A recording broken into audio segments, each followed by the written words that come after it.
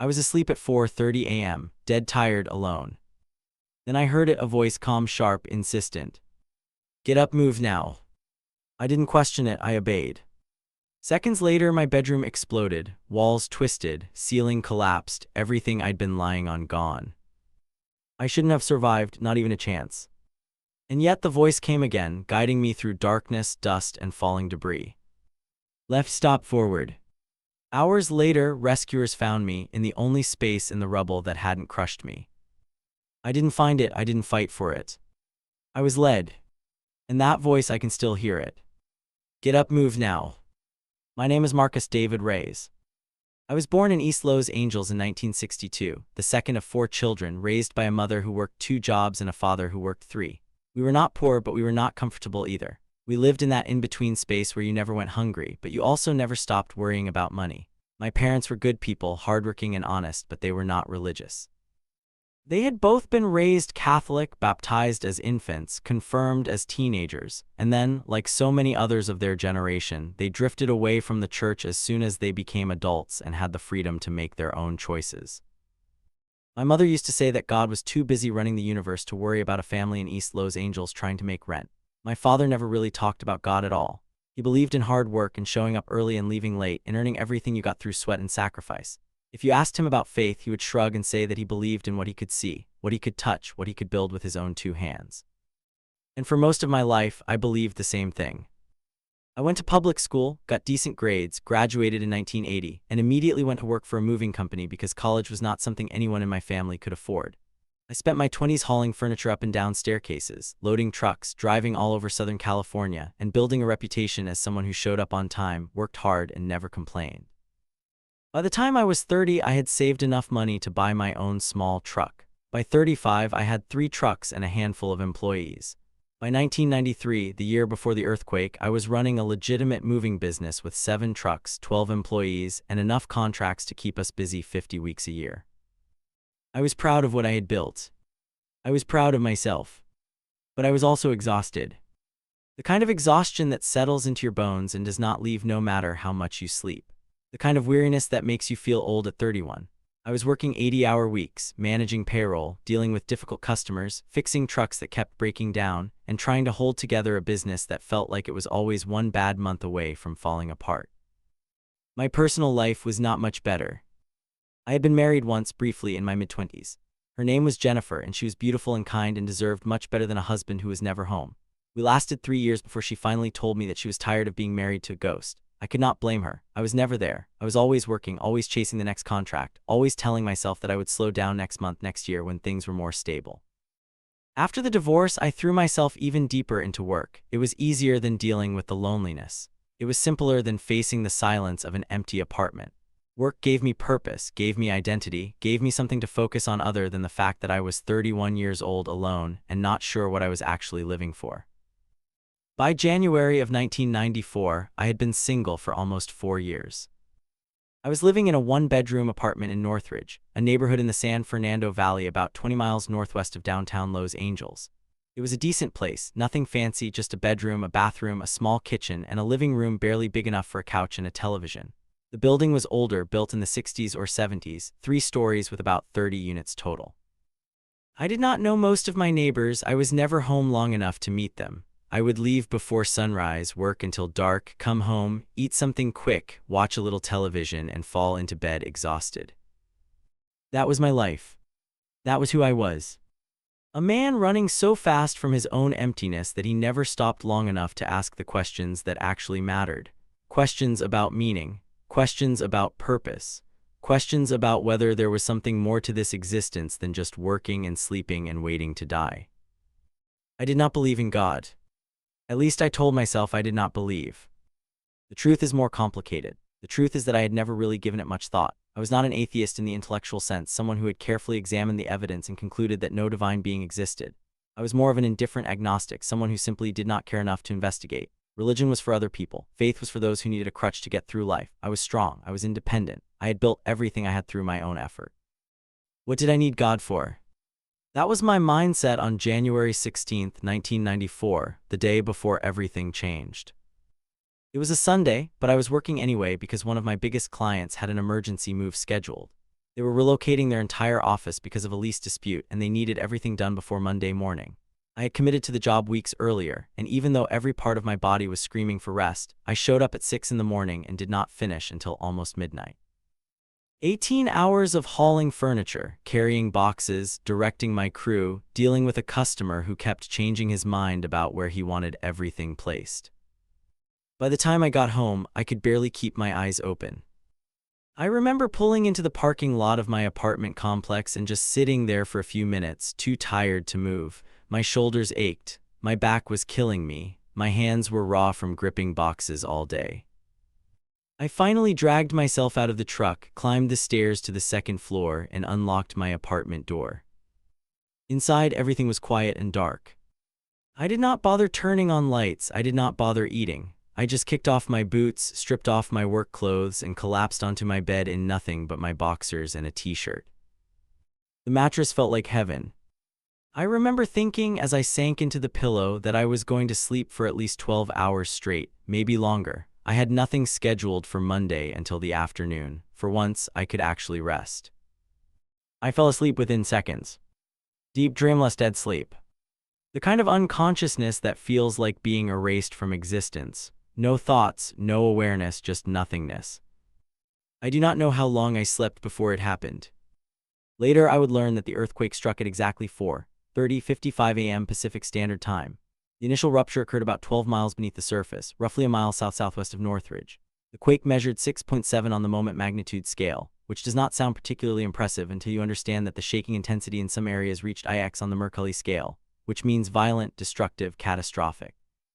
57 people died. More than 8,000 were injured. The damage was estimated at somewhere between $13 and $50 billion, making it one of the costliest natural disasters in American history. But I did not know any of that when I was lying in my bed at 4:30 a.m. on January 17, 1994. All I knew was silence. Complete, absolute silence. And then, cutting through that silence like a knife through cloth, I heard the voice. It was not loud. It was not booming or dramatic or anything like you might imagine the voice of God to sound. There was no thunder, no earthquake warning, no supernatural light filling my room. There was just this whisper, soft but impossibly clear, as if someone were standing right next to my bed, leaning down close to my ear. Get up, move now. My eyes snapped open. My heart was suddenly pounding so hard I could feel it in my throat. For a split second, I thought I was dreaming. I thought maybe I had imagined it, some fragment of a forgotten nightmare leaking into my waking consciousness. But then the voice came again. Now stand up. Same tone, same volume, same impossible clarity. And underneath those words there was something else, something I cannot quite describe even now, 30 years later. It was urgency, yes, but also authority. It was a command, but also somehow gentle. It was the voice of someone who loved me, someone who knew exactly what was about to happen, someone who was trying desperately to save my life. I did not question it. I did not lie there trying to figure out what was happening. Something deep inside me, something beyond logic or reason, responded instantly. I swung my legs over the side of the bed, planted my feet on the cold floor, and stood up. I took one step toward the bedroom door. Then another. Then a third. And that is when the world ended. I have tried to describe the sound many times over the years, and I still cannot quite capture it. People say earthquakes sound like freight trains, and that is partially true, but it does not convey the violence of it, the absolute terror of having the earth itself become your enemy. It started as a low rumble, almost like distant thunder, but it grew in intensity so quickly that within half a second it had become a roar, not just a sound, but a physical force. I could feel it in my chest, in my bones, in my teeth. Then the shaking started. Not gentle swaying, not gradual building. Immediate, violent, catastrophic shaking that threw me off my feet like I weighed nothing. I slammed into the hallway wall just as the ceiling behind me collapsed. In the fraction of a second that it took me to turn my head, I watched my entire bedroom cave in. The ceiling came down first, massive chunks of plaster and drywall crashing onto the bed where I had been sleeping 3 seconds earlier. Then the beam, a huge wooden support beam that had been holding up the roof for 30 years, it snapped like a twig and came crashing down directly onto the center of my mattress. If I had still been lying there, that beam would have crushed my chest. I would have died instantly. But I was not there. I was standing in the hallway, pressed against the wall, watching everything I owned being destroyed in front of my eyes. The shaking went on for what felt like an eternity. In reality, it was probably only 10 to 15 seconds of the most intense motion, followed by another 10 or 15 seconds of gradually diminishing tremors. But in those moments, time stretched and warped until seconds felt like hours. The power went out immediately. Absolute darkness. I could not see anything, not my hands, not the walls, nothing. Glass was shattering everywhere. I could hear windows exploding, mirrors crashing, dishes flying out of cabinets and smashing on the floor. The building was groaning, this horrible sound of stressed wood and concrete being pushed beyond its limits. I was screaming, I think, or maybe I was praying, I cannot remember which. Then, as suddenly as it started, the shaking stopped. Silence again. But not the peaceful silence of before. This was a different kind of quiet. This was the silence of aftermath, of destruction, of a world that had just been torn apart and was still settling into its new, broken shape. I was on my knees in the hallway, pressing myself against the wall, breathing so hard I thought my lungs might burst. Dust was everywhere. I could feel it coating my skin, filling my nostrils, settling on my tongue. It tasted like concrete and death.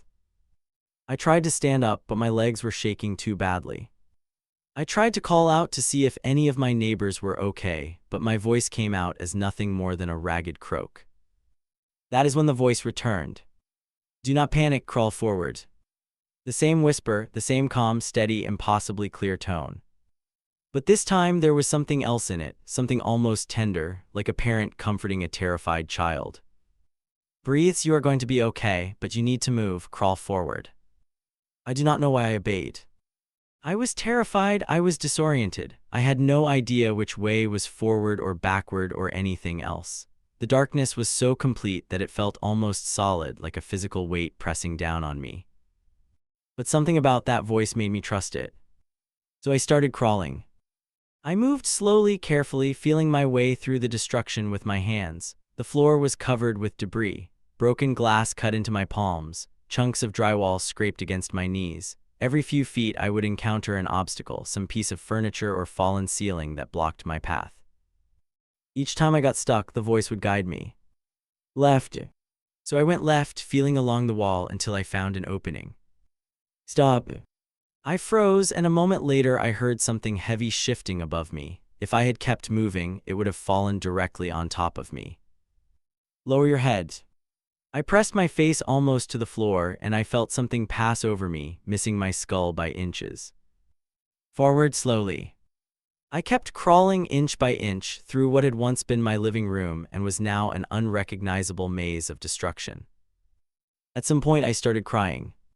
Not just from fear, though there was plenty of that, but also from exhaustion, from shock, from the overwhelming realization that everything I owned, everything I had worked so hard for, everything I had built with my own hands over years and years of sacrifice, all of it was gone. Destroyed in 15 seconds. And yet somehow I was alive. I did not understand why. I did not understand how. I just kept crawling. Eventually, I reached a point where I could not go any further. The path ahead was completely blocked. I could feel the rubble with my hands, solid concrete and twisted metal and shattered wood. There was no way through. I pressed my face against the floor and sobbed. This was it. This was where I was going to die. Not in my bed, crushed by that falling beam, but here in the darkness, surrounded by debris, unable to move forward or backward. I started praying. Not consciously, not deliberately, but instinctively, the way a drowning man reaches for anything that might save him. God, please, please help me. I do not want to die, not like this, please.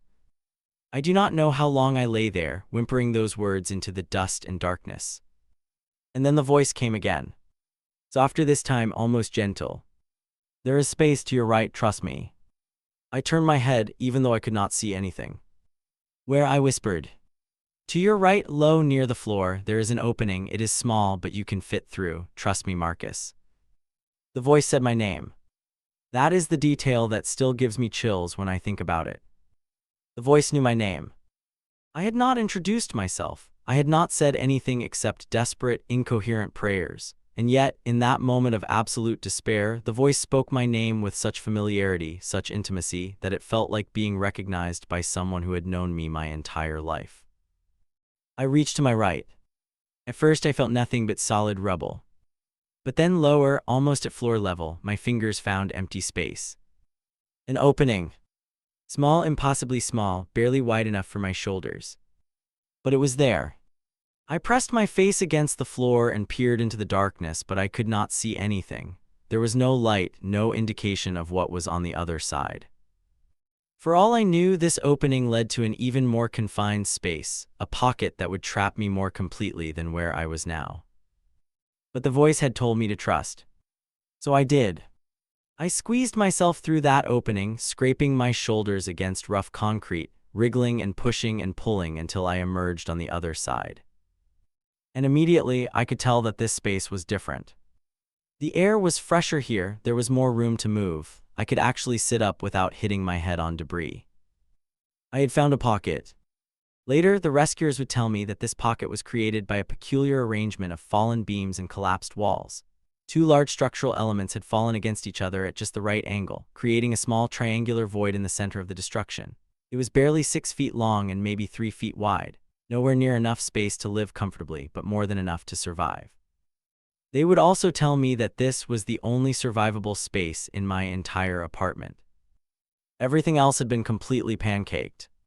The bedroom, where I had been sleeping 3 seconds before the voice woke me up, was crushed to a height of about 2 feet.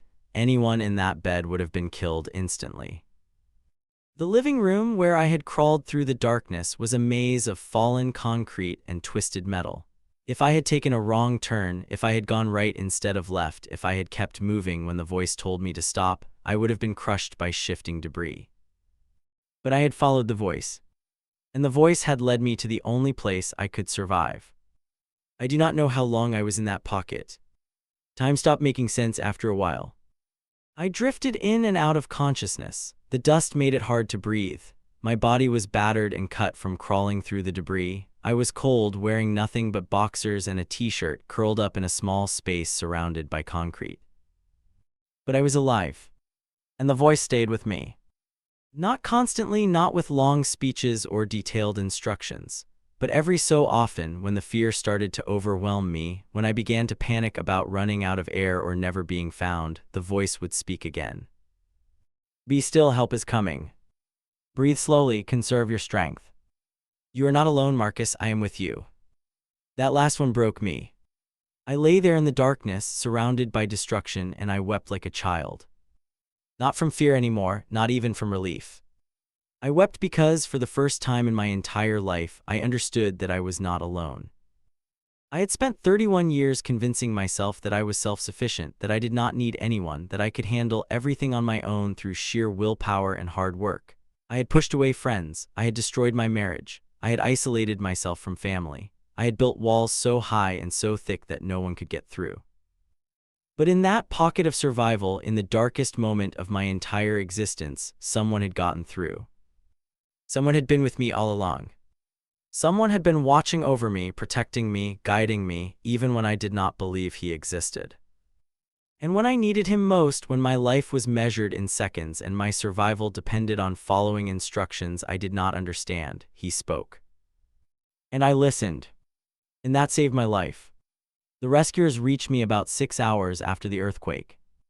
I heard them first, the sound of tools and voices cutting through the silence. Then light, a flashlight beam piercing the darkness for the first time since the power had gone out. Hello, can anyone hear me? I tried to call out, but my voice was hoarse from dust and crying. I banged on the concrete with my fist instead. We got someone over here. More voices, more sounds of digging. Then a hand reached through the rubble and grabbed mine. Sir, are you injured? Can you move? I think so, I managed to say. I think I am okay. It took them another hour to dig me out. When they finally pulled me free, when I emerged into the gray morning light and saw the destruction for the first time, I collapsed onto my knees. My building was gone. Not damaged, not partially standing, gone. 3 stories of apartments reduced to a pile of rubble, maybe 1 story high. Cars in the parking lot were crushed beneath fallen walls. Windows were shattered in every building I could see.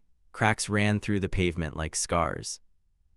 The paramedics wrapped a blanket around my shoulders and started checking my injuries. I had cuts on my hands and knees, some bruises on my shoulders from squeezing through that narrow opening, but nothing serious, nothing life-threatening. One of the rescue workers, a firefighter whose name I would later learn was Daniel, looked at me with an expression I will never forget. "Sir, where exactly were you when the quake hit?" I pointed to the rubble. "Second floor, Unit 204, I was in the bedroom." He stared at me. Then he stared at the building. Then he stared at me again. "That is not possible." "What do you mean?" "We have been searching this building for hours. The entire second floor is gone. There is nowhere on that floor that anyone could have survived." I shook my head. "But I did survive. I was in a pocket, a small space near what I think was the living room." He walked over to another group of rescuers and conferred with them for a few minutes. Then he came back, his face pale. "Sir, we found that pocket. It is the only void in the entire building. Everything else is completely compressed. If you had been anywhere else in that apartment, even a few feet in any direction, you would be dead right now." I nodded. "I know. How did you get there? How did you know where to go?" I looked at him. I thought about the voice, the whisper that had woken me from sleep, the commands that had guided me through the darkness, the presence that had stayed with me through the longest hours of my life. How could I explain that? How could I tell this rational, logical, trained emergency responder that a voice from heaven had saved my life? So I just said I'd help. He gave me a strange look, then shook his head and moved on to coordinate other rescues. But I knew the truth. And the truth would change everything. The days after the earthquake were chaos. I had nothing, no clothes except what I was wearing, no wallet, no keys, no identification, no phone, nothing. Everything I owned was buried under tons of rubble, and most of it would never be recovered. I stayed with my brother for the first few weeks, sleeping on his couch, borrowing his clothes, watching the news coverage of the disaster that had nearly killed me. 57 people died. I saw their faces on the screen, heard their stories, learned their names. And every night I asked the same question. Why me? Why was I spared when so many others were not? I was not more deserving than them. I was not more righteous or more faithful or more anything. I was just a guy who did not believe in God, who had spent his entire adult life ignoring the possibility of the divine, who had never once prayed with sincerity until he was buried under rubble and facing death. Why would God save me? That question tormented me for months. And eventually, I realized that I was asking the wrong question. The right question was not why me, but what now? God had saved my life. That was a fact I could no longer deny. Whatever happened next, whatever purpose there was in my survival, that was up to me to discover. So I started searching. I started reading the Bible, something I had never done before. I started going to church, sitting in the back pew, listening to sermons, watching how other people worshiped this God who had spoken to me in the darkness. At first it was awkward. I did not know the songs. I did not know when to stand or sit or kneel. I did not understand half the language people used, all the talk of salvation and redemption and grace. But I kept going. And slowly things started to make sense. I learned that what happened to me was not unusual in the biblical narrative. God had spoken to people before. He had guided them, protected them, saved them from destruction. Abraham, Moses, Samuel, Mary, Paul, so many stories of ordinary people who heard the voice of the divine and had their lives transformed. I learned that my survival was not just about me. It was not just a personal miracle to make me feel special. It was an invitation, a calling, a responsibility to share what had happened and to live differently because of it. I learned that the voice I heard was not just a random intervention. It was an expression of love so deep and so persistent that it could reach even someone like me, someone who had spent years denying that love even existed. And I learned that my response mattered.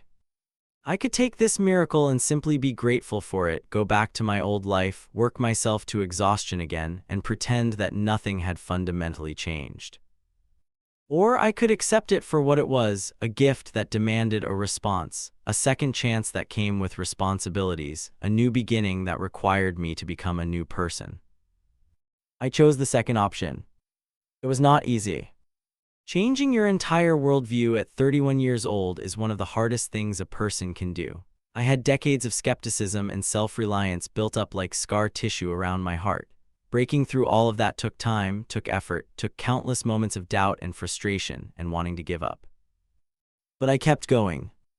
Because every time I wanted to quit, every time I started to wonder if maybe I had imagined the whole thing, every time the old Marcus tried to reassert himself and drag me back to my previous way of living, I would remember the voice.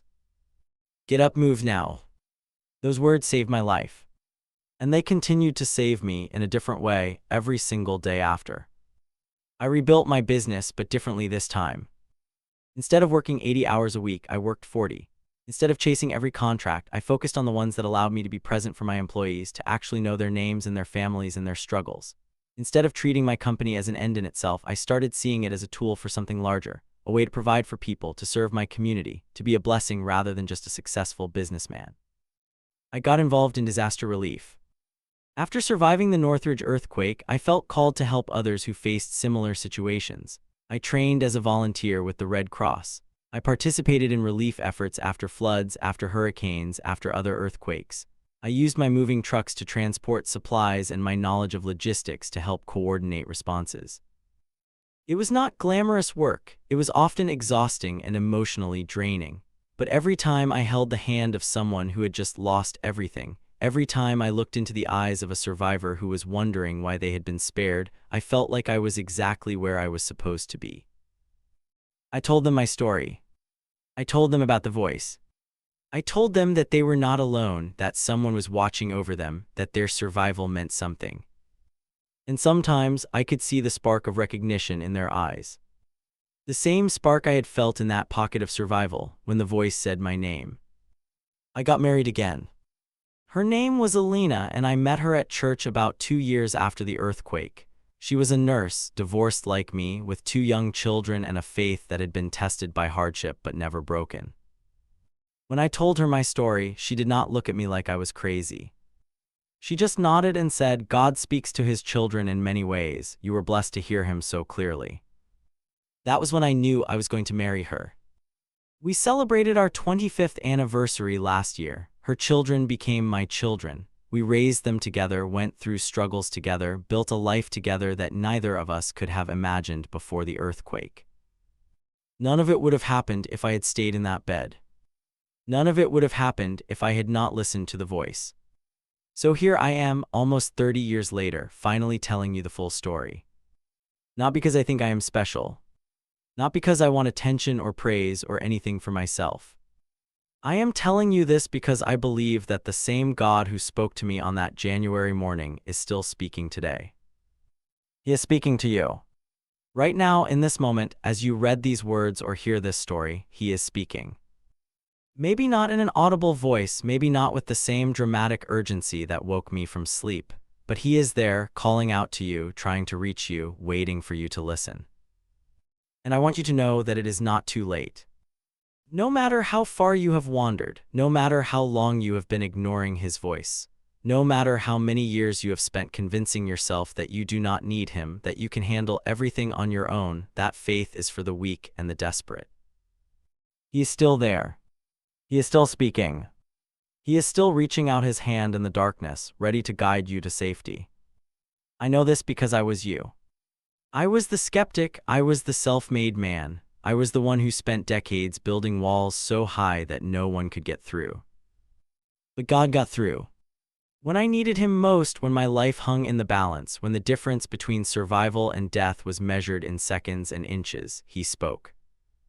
And I listened. And that made all the difference. So here is what I want you to do. Stop. Right now, wherever you are, whatever you are doing, just stop for a moment. Close your eyes. Take a breath. And listen. Not for an audible voice, though that might happen. Not for dramatic signs or miraculous interventions, though those are possible too. Just listen. Listen to that quiet nudge inside you, the one that has been trying to get your attention for years. Listen to that persistent feeling that there must be something more to this life than what you have been settling for. Listen to that longing for meaning, for purpose, for connection, for the kind of peace that does not depend on circumstances. That is God speaking. He has been speaking to you all along. The question is whether you are going to listen. I almost did not. I almost stayed in that bed.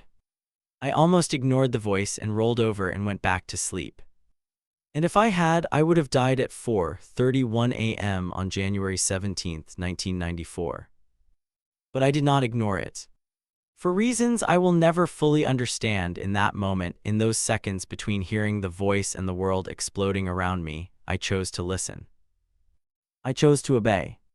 I chose to trust. And that choice saved my life. Not just in the physical sense, though that is certainly true, but in the deeper sense, the spiritual sense, the sense that really matters. Because surviving the earthquake was just the beginning. The real miracle was what happened after. The real transformation was learning to live as someone who has heard the voice of God and can never go back to pretending he does not exist. The real gift was discovering that I was never alone, that I had never been alone, that even in my years of denial and skepticism, there was someone watching over me, loving me, preparing me for the moment when I would finally be ready to hear. That moment came at 4:30 a.m. on a January morning. When did your moment come? Or maybe the better question is, when will you let it come? Because God is speaking. Right now. To you. The same voice that woke me from sleep, the same presence that guided me through the darkness, the same love that led me to the only survivable space in a collapsed building. It is calling your name. Are you listening? Are you ready to answer? I pray that you are. Because take it from someone who was once exactly where you might be right now, someone who spent decades ignoring the divine, someone who almost lost everything because he was too proud and too stubborn to admit that he needed something greater than himself. That voice is real. That presence is real. That love is real. And it is waiting for you. All you have to do is stop running long enough to hear it. All you have to do is quiet the noise in your life long enough to listen. All you have to do is say yes. Yes to faith. Yes to trust. Yes to a new beginning. Yes to a life that is no longer defined by fear and exhaustion and emptiness. Yes to the voice that has been calling you for years. I said yes in the darkness of a collapsed building when I had no other options, when my survival depended on trusting something I could not see or understand. But you do not have to wait until you are that desperate. You can say yes right now. You can answer the voice today. And when you do, when you finally stop running and start listening, you will discover what I discovered in that pocket of survival almost 30 years ago. You will discover that you are not alone. You will discover that you are loved. You will discover that there is a purpose for your life, a meaning to your existence, a destiny that has been waiting for you since before you were born. And you will discover that the voice is not trying to take anything from you. It is trying to give you everything. Peace, purpose, joy, connection, hope. All the things you have been chasing your whole life, all the things you have been trying to earn through your own effort, they are available as a gift. All you have to do is receive. So receive it. Today. Right now. Say yes to the voice. And start living the life you were always meant to live. I did it. In the darkness of a collapsed apartment, with dust in my lungs and death all around me, I said yes. And that yes changed everything. Let it change everything for you too. The voice that woke me up at 4:30 a.m. is still speaking. And it is speaking your name. Listen. Obey. Trust. In life. That is my story. That is my testimony. That is the miracle I have been carrying for 3 decades. And now it is yours. Do with it what you will. But please, whatever you do, do not ignore the voice. Because 3 seconds can change everything. 3 seconds is all it took for my entire life to transform. 3 seconds is all it takes for your life to transform too. So when you hear it, when you feel that nudge, when that still small voice whispers your name and tells you to move, to change, to trust, to follow. Listen. Get up. Move. Now.